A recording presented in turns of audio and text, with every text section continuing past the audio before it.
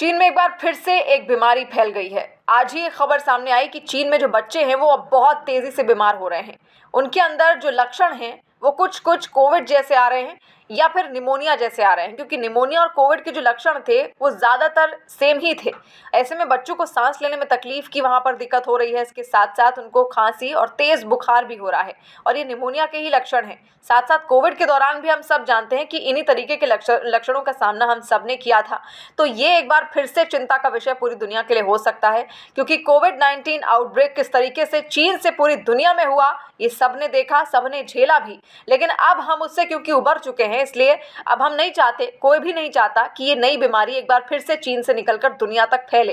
तो ऐसे में WHO ने भी इसको लेकर अब अलर्ट जारी कर दिया है। इसके अलावा WHO ने चिंता भी जताई है जिस तरीके से ये निमोनिया ब्रेकडाउन वहां पर हुआ है, निमोनिया के लक्षण वहां के बच्चों के बीच में पाए जा रहे हैं। नौबत यहां तक आ गई है कि वहां के जो स्कूल्स हैं उनको बंद तक करना पड़ा है। WHO ने इसको लेकर गाइडलाइंस अलग से जारी कर दी हैं और रिपोर्ट्स भी उसकी ओर से मांगी गई हैं इन तमाम बच्चों की जो वहां के हॉस्पिटल्स में एडमिट हैं। इमरजेंसी वार्ड्स खचाखच भरे हुए हैं चीन में। वहां से कई सारे वीडियोस और तस्वीरें भी सामने आ रही हैं। हालांकि इसको लेकर 12 नवंबर को एक प्रेस कॉन्फ्रेंस भी की गई थी चीन के अधिकारियों की तरफ से जो वहां के स्वास्थ्य आयोग के थे, और उसमें उन्होंने साफ कहा था कि चीन में जो बच्चे हैं उनको सांस संबंधी कई सारी तकलीफें सामने आ रही हैं। सांस संबंधी बीमारियां जो हैं उनमें इजाफा लगातार होता आ रहा है और इसी के आधार पर WHO ने अब वहां पर अलर्ट जारी कर दिया है। निमोनिया जैसे कुछ ये लक्षण वहां पाए जा रहे हैं। हालात ये हैं कि स्कूल्स बंद करने पड़े हैं और कुछ शिक्षक भी इससे संक्रमित हो गए हैं।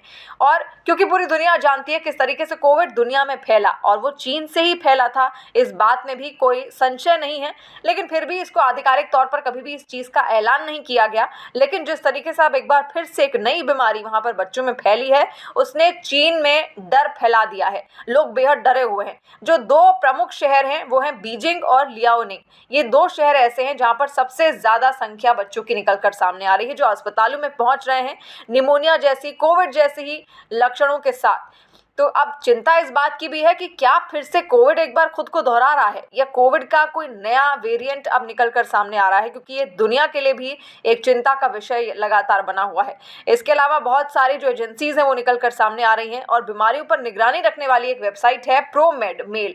उसमें भी मेडिकल स्टाफ के हवाले से ये बताया गया था कि मरीजों को 2 घंटे तक लाइन में लगातार इंतजार करना पड़ रहा है चीन के अस्पतालों में, और सभी को इमरजेंसी वार्ड ही चाहिए क्योंकि स्थिति बहुत ज्यादा गंभीर है। और ऐसे में ये गंभीरता का विषय पूरी दुनिया के लिए है, क्योंकि अगर कोई बीमारी चीन में फैलती है तो डर साफ कहीं ना कहीं झलकता है, क्योंकि कोविड का दौर हम सब ने देखा।